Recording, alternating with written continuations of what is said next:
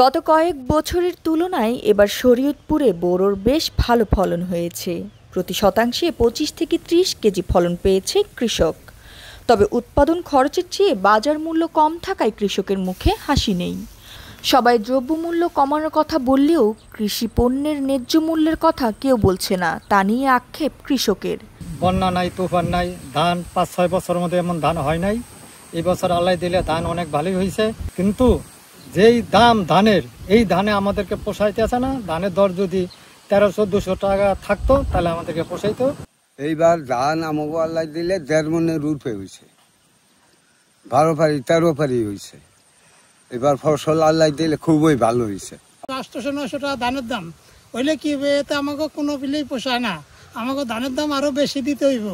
সবাই খালি কয় যে দাম কমা, দাম কমা, আমরা তো ন্যায্য মূল্যে পাই না। এত কষ্ট করি এই যে সবজি হয়, ধান হয়, পান হয়, সবকিছু হয়, মানে আমরা তো ন্যায্য মূল্যে পাই না। এবার জেলায় বোরো উৎপাদনের লক্ষ্যমাত্রা 25,550 হেক্টর হলেও আবাদ হয়েছে 25,560 হেক্টরে। চাল উৎপাদন লক্ষ্যমাত্রা 1,18,624 টন হলেও উৎপাদন অনেক বেশি হবে বলে আশাবাদী কৃষক। আর জ্যোতি, দৃষ্টি 24।